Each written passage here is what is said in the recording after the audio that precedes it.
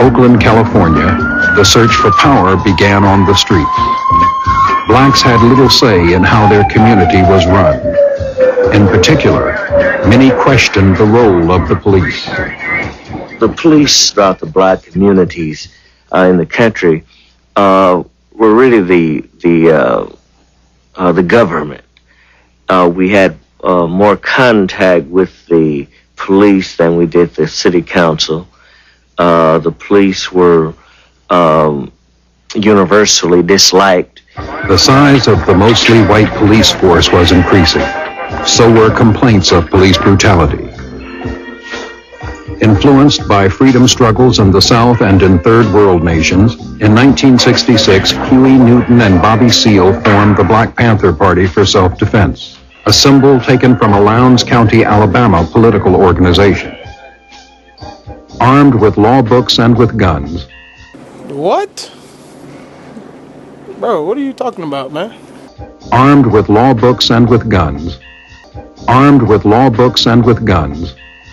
Armed with law books and with guns. Bro, I'm out, man. That nigga's tripping.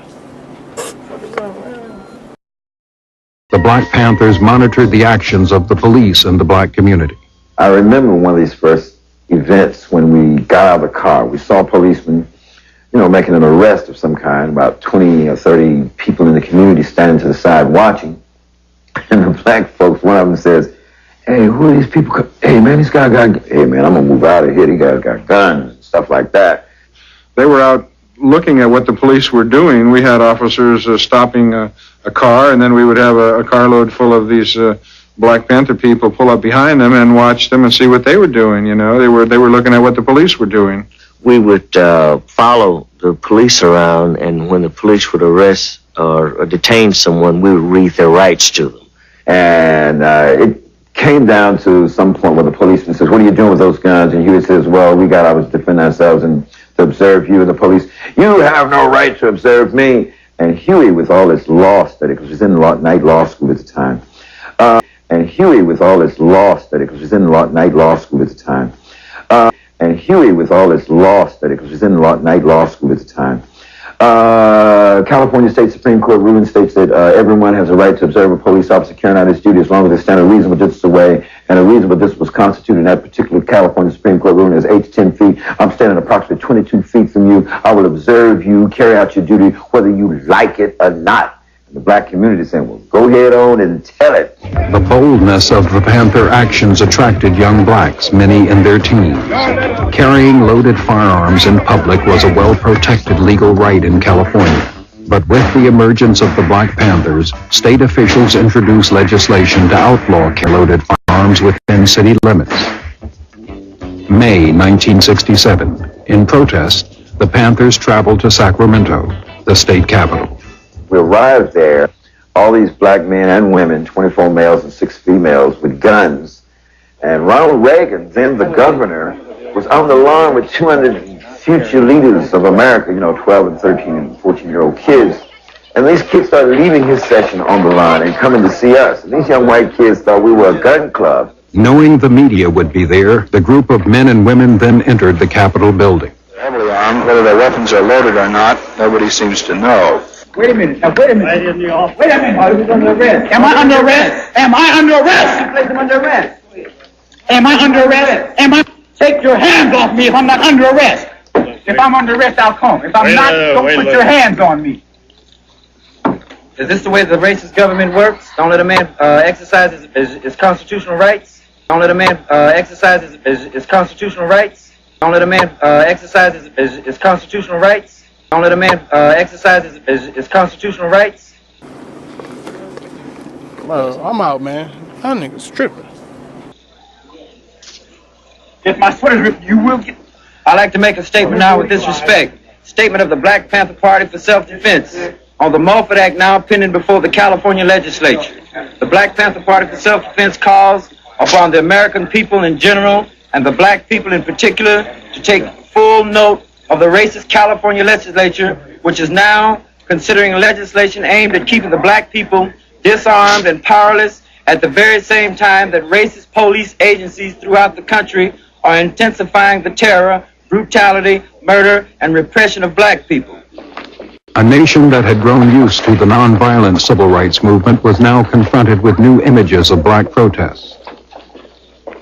Later, at a Sacramento service station, news cameras documented the continuing debate over law and guns. Ain't no sawed-off. That's a ride shotgun just like yours. You don't know the Constitution, right? Sure we do. We're well aware of the Constitution. You have no right to take my gun away from me. You break the Constitution right. You don't know the Constitution, right? Sure we do. We're well aware of the Constitution. You have no right to take my gun away from me. You break the Constitution right. You don't know the Constitution, right? Sure we do. We're well aware of the Constitution. You have no right to take my gun away from me. You break the Constitution right.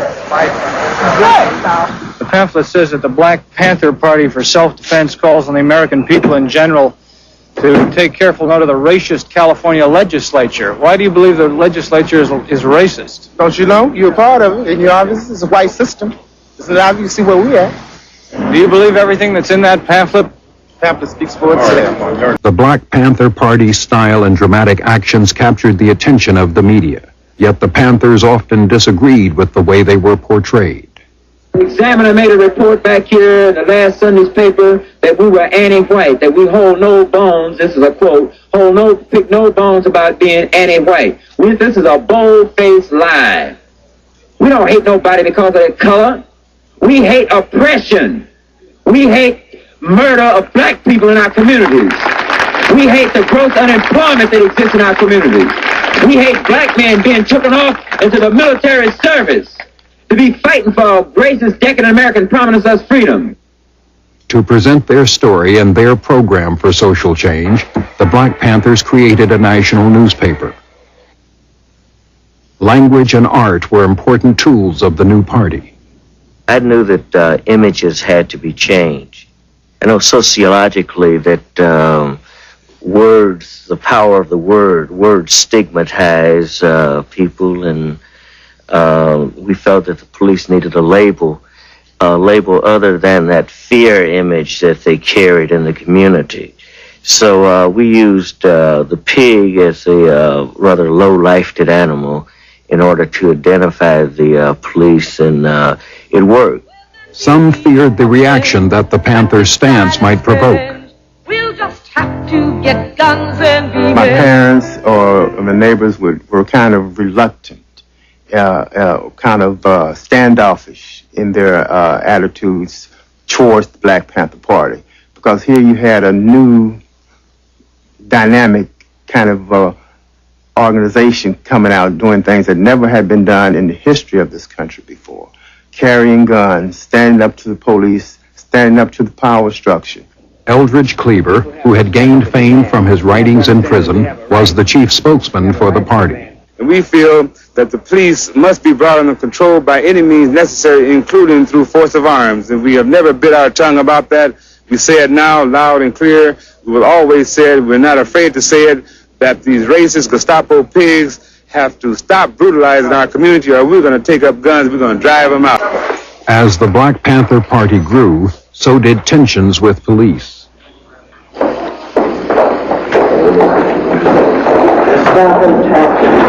In October of 1967, a year after the party's formation, Huey Newton was shot in the stomach in a confrontation with police. Police officer Herbert Haynes was also seriously wounded. Officer John Fry died from gunshots believed to be from a police revolver. With the death of a policeman, government pressures on the young organization intensified. Newton was charged with first-degree murder. He maintained he had been framed. In America, black people are treated very much as the Vietnamese people or any other colonized people, because we're brutalized. The police in our community occupy our area. Our community as a foreign troop occupies territory. In America, black people are treated very much as the Vietnamese people or any other colonized people, because we're brutalized. The police in our community occupy our area. Our community as a foreign troop occupies territory. Black tells you how you look, but it don't tell you who you are. Right. The name of a people must relate them instantaneously to land, history, and culture. And anytime you call a people by their right name, anytime you call a people, name a people, and fail to relate them back to land, history, and culture, you have called them out of their name. There's no black land or black hole of it. There's nothing wrong with the word black. Nothing wrong with it at all. Only it doesn't relate to a country. The Panthers called themselves a revolutionary organization. The 10-point program was their blueprint for change. And we wrote out this program. We want power to determine our own destiny in our own black community. Immediate end to police brutality and murder of black people was point number 7. The right to have juries of our peers in the courts, what have you. We summed it up. We wanted land, bread, housing, education, clothing, justice, and peace. The Black Panthers distributed free food and later developed a free breakfast program for children. Good morning. Good morning. I can't hear you. Good morning. Good morning. Black is beautiful. Free to it. Said I was free. Free to it. Black is beautiful. Free to it. Said I was free. Free to it. Black is beautiful. Free to it. The idea was obviously twofold: for the specific purpose of serving those people who were directly benefited by our programs, but also secondarily to influence the minds of people to understand not only that the Black Panther Party was providing them this, but more importantly that if they could get food, that maybe they would want clothing, and maybe they want housing, maybe they'd want land, and maybe they would ultimately want some abstract thing called freedom. Around the country, particularly in urban areas, young black men and women formed local chapters. The party grew much too rapidly because many of the young people were very enthusiastic about the guns and about the berets, but they knew little about the community programs that were really our reason for existing. The growing party still faced the dilemma of having its leader, Huey Newton, in prison. Court proceedings attracted national attention, bringing support to the Panthers from an alliance of white and black political organizations. You're obviously in good spirits, Huey. Why? Because I have the people behind me, and the people are my strength. Huey's mother's here.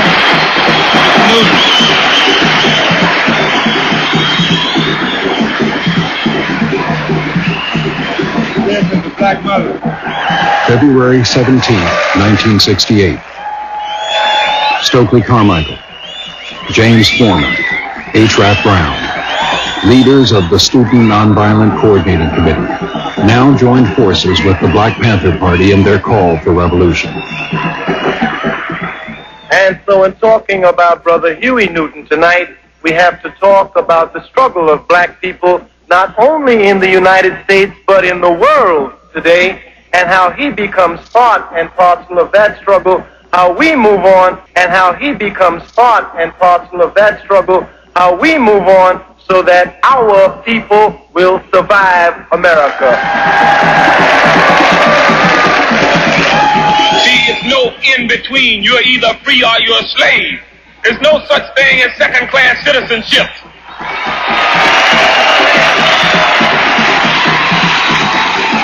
The only politics in this country that's relevant to black people today is the politics of revolution. None other.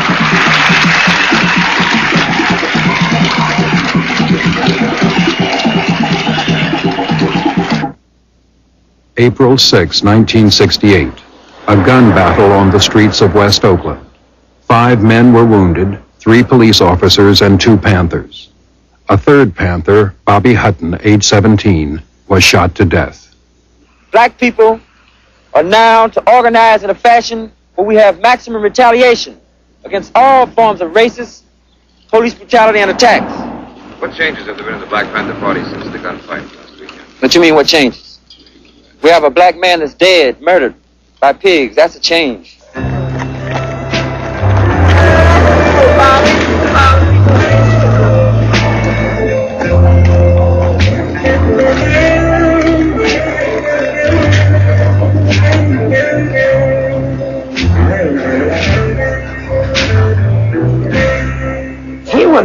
was saying, listen, we are willing to take charge of our lives. We're willing to stand up. We're willing. I mean, there was the appeal that Malcolm had in many ways.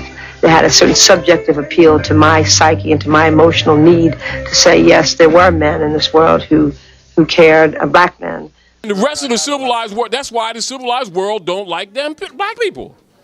Because they keep on defending ignorance as fact just because they don't want to accept the facts because it doesn't fit their beliefs.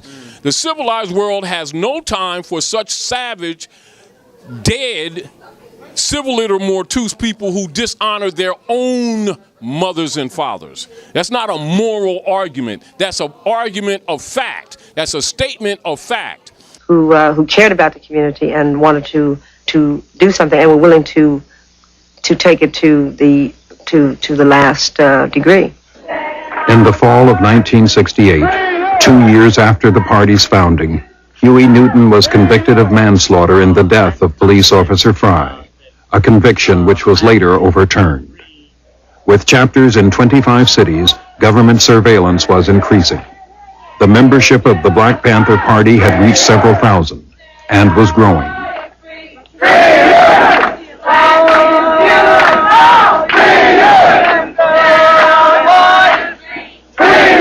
It was a battle. It was a struggle. And I think we rooted ourselves in the sense that we began to get millions of black folks to really look at where we were coming from and our stand against the power structure.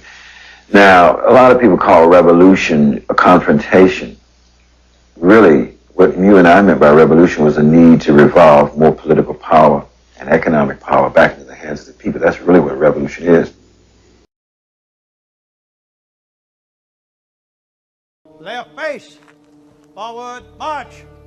In a forest grove not far from the nation's capital, For God, for God, for country, for country, a group of men and women gather. for race, for race, for clan, for clan. As the light fades, they enact a ritual over a century old, but as fresh and searing as the flame they ignite. Klansmen, the fiery cross. A cross on fire. They are known as the Invisible Empire for a reason. They thrive in secrecy, almost never permitting outsiders access. Who are they? I could be your neighbor. You don't know who I am. You could think the world of me, but yet, if you see me in this hood and knew who I were, your whole thoughts could change. I've been a fireman. I've been in the Navy. The people wearing these robes walk among us. If you want to be in the Klan, fight for the Klan. I fight for it 7 days a week.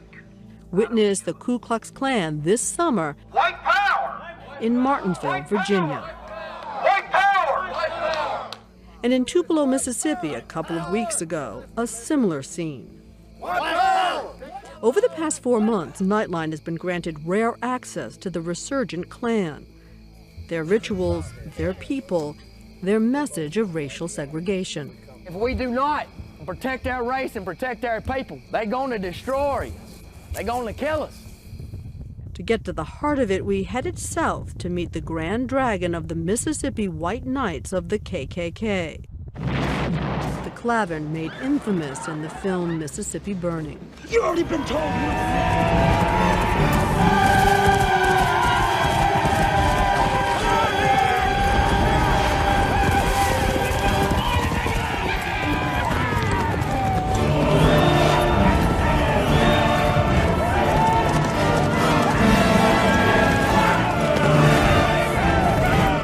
Unless they start shooting first, nobody shoot them.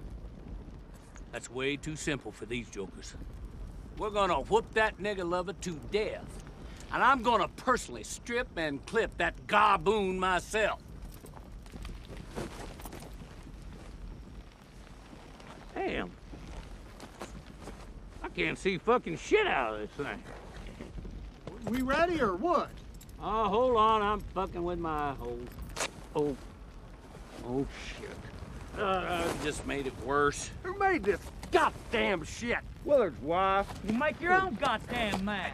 Look, nobody's saying they don't appreciate what Jenny did. Well, if all I had to do was cut a hole in a bag, I could have cut it better than this. What about you, Robert? Can you see? Not too good. I mean, if I don't move my head, I can see you pretty good, more or less. But when I start riding, the bag's moving all over, and I'm riding blind. I just made mine worse.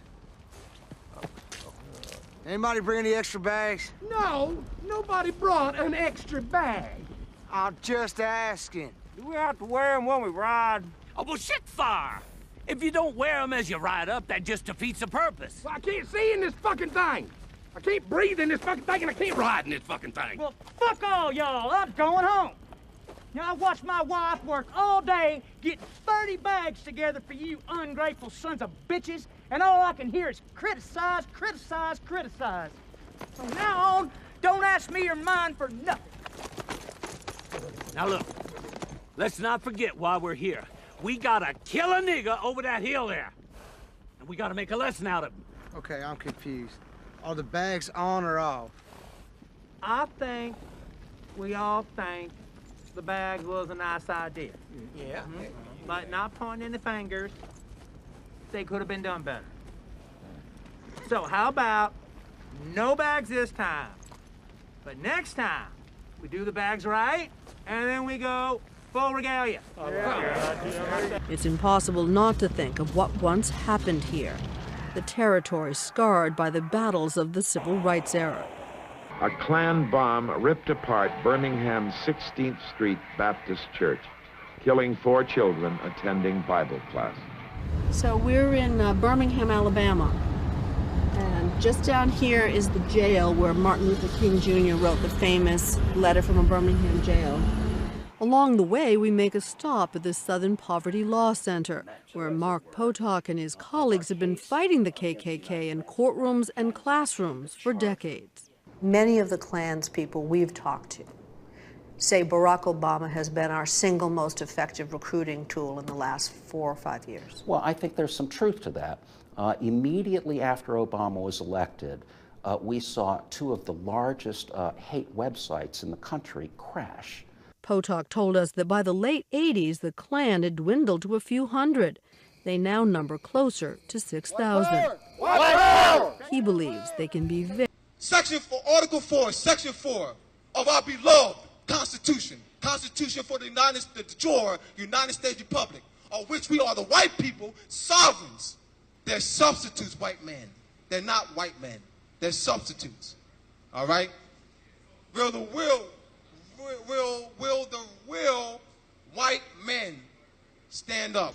Only our brother Martin Luther King exhausted a means of nonviolence with his life being taken by some racists.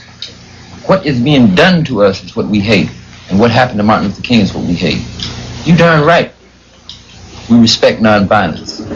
But to sit and watch ourselves be slaughtered like our brother, we must defend ourselves, as Malcolm X said, by any means necessary. At this point, I question the whole purpose of the Black Panther Party.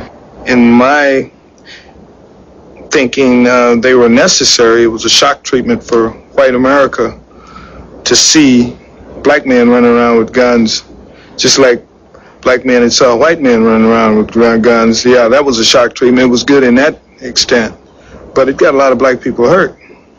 There was no joke about what was going on, but we believed with our hearts that we should defend ourselves. And there were so many that did do that. By 1968, the Black Panther Party was part of an increasingly volatile political scene. That summer, the National Democratic Convention in Chicago was disrupted by violent clashes between demonstrators and police. I've never seen anything as horrible in my whole life.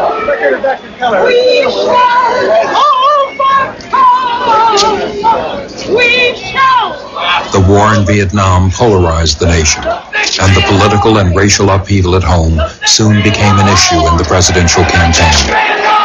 This is a nation of laws, and as Abraham Lincoln has said, no one is above the law, no one is below the law, and we're going to enforce the law, and Americans should remember that if we're going to have law.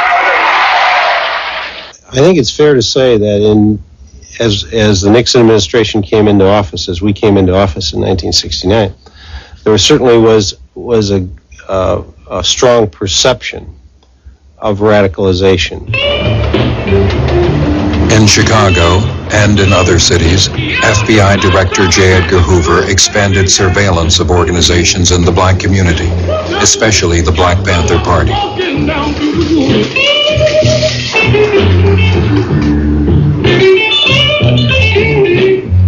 Directives issued by FBI headquarters a few weeks after the elections called for, quote, imaginative and hard-hitting counterintelligence measures aimed at crippling the Black Panther Party, unquote. On Chicago's west side, the Panthers had just opened their first office in Illinois. Well, the thing that I really loved about the Black Panthers is that they refused to be ignored. It was very easy to ignore black people back then because everybody figured, well, it's just a lot of talk, and they're not going to do anything. They'll just go on and on and on, moaning and groaning about how terrible everything is, and they, of course, at the best, they just might get involved in some acts of nonviolence, but that's about it. And they just kind of, business as usual. You couldn't have business as usual with the Black Panthers. The Black Panthers were definitely going to be heard. So we always say in the Black Panther Party that they can do anything they want to us. We might not be back. I might be in jail. I might be anywhere. But when I leave, you can remember I said with the last words on my lips that I am a revolutionary. And you're going to have to keep on saying that. You're going to have to say that I am a proletarian. I am the people. I'm not the pig. You got to make a distinction. And the people are going to have to attack the pigs. The people are going to have to stand up against the pigs. That's what the Panthers are doing. That's what the Panthers are doing all over the world. Fred Hampton, a former NAACP youth organizer, became at age 20 chairman of the Illinois chapter of the Black Panther Party. The Panthers program drew mixed reactions in Chicago's black community. Many black people initially was very, very afraid of the Black Panther Party. I understood where they were trying to go politically and felt that they had to change things. And when I talk about fear, I was afraid they weren't going to do it right. And I was always trying to cool them out and say, that's not the right way to go. They were too direct. You could tell that this was a movement that was very meaningful to them. And none of them was suicidal, so it wasn't like they were out there trying to figure out a way to get killed.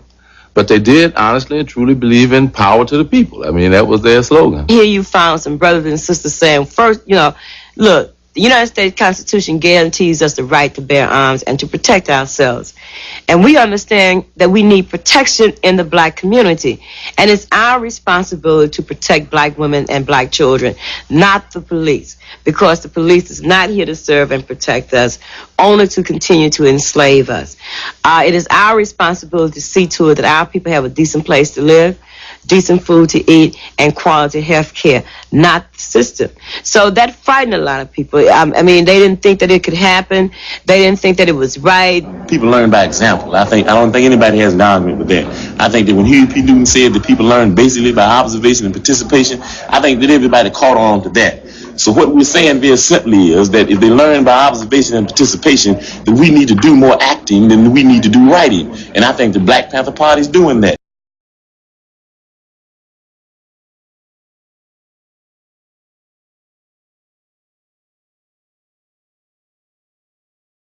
Those of you who've been around me know that I've now begun to go back to myself. Go back to that which I believe will sustain me and that which will help to purify me, and have begun to push back and ignore that which I had fallen back down to.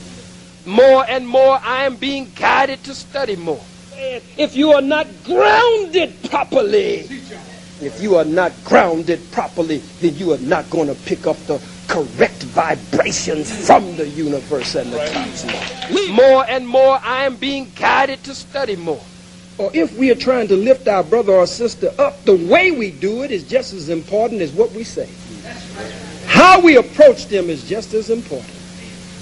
Huh? More and more I am being guided to study more. I have found since my days with the Nation of Islam and no longer being in the mosque, that I now draw from all of our spiritual expressions. and that I now have come to, as many of you have heard me say many times, while I was supreme captain or national spokesman or whatever in the Nation of Islam, that if it were not for Africa, if it were not for the original black man and black woman, there would be no Islam, no Christianity, no Judaism. None of the world's major religions, as Dr. Yosef Ben Yachanan, Dr. John Henry Clark, and others have taught us, would be in existence if there were no original black man and woman and no Africa. Africa as it is called now. More and more I am being guided to study more. And I hope that the ancestors will guide me to touch on this Africa thing, to touch on Asiatic. Oh, they say, oh, you got to know what you're doing, boy. Because you know it's a whole lot of us in here. I understand more. I'm a Moor. I understand that nationality is the order of the day. Yes, it is. That's right. I understand that. More and more I am being guided to study more. I can't say that I love you, that I care for you, that you are my sister, you are my brother, taking the prefix BR off and leaving other, that you are my other self. And I do not act morally and righteously toward you. I cannot do it. I make myself alive. More and more I am being guided to study more. Muslim. Are you a Muslim, Khalid? Yes, I am. But I'm a Moor.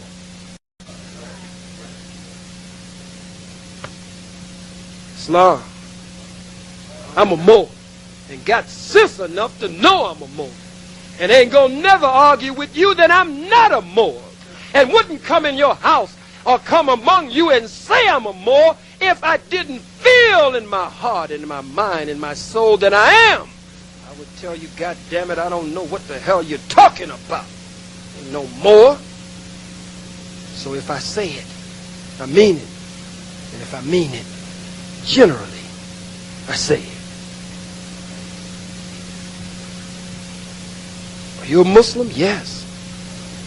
But I know my roots. And I ain't Kunta Kinte. Standing on the rock. Morocco. Here we go. Moabite Mo. Grand Sheikh Cujo. Let's flow. Up from the grave, no longer in their state. Colonization claimed my consciousness, but now I'm awake. Broke the chains of being ignorant, I stand on the truth. Competent in my proper person, rocking the boot. Navigating through the waters in alienable rights. The 7 seas, Allah sent me, so I'm bringing the light. Can't rewind the hands of time, so I'm expanding my space. I'm from one human family, the human race. My pedigree is in my blood, I'm forever a Moor. Asiatic Moabite, and I'm ready for war.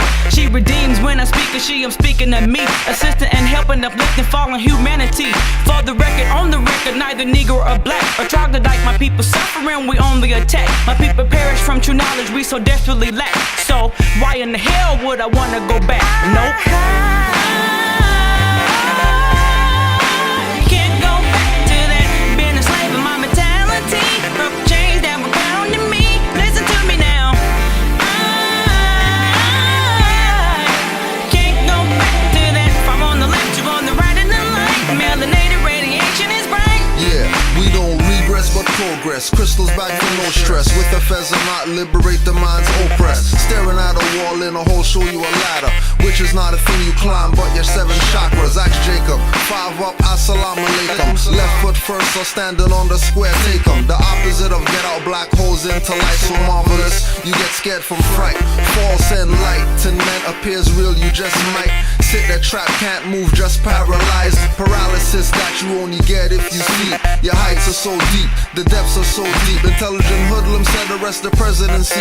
2 shots for drink champs, Nori knows Drew Ali. Call him Yassin Bey Mostef, you think like the colonists. Even though Nostradamus told you what your problem is. Can't go back to that, being a slave of my mentality. Broke the chains that were bound to me. Listen to me now. Can't go back to that. If I'm on the left, you're on the right, and the light. Melanated radiation is bright.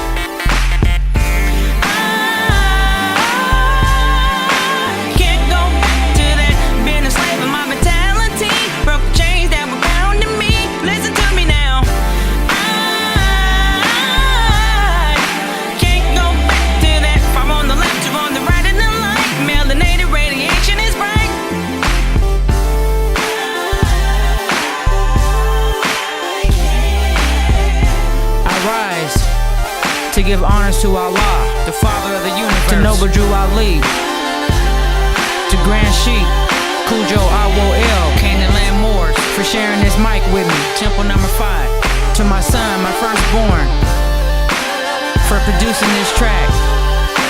Hassani Mosai, 206, also known as Preach to God. And to DJ Funk Daddy, the best in the West. Washington Republic. And to my emperor, Islamism.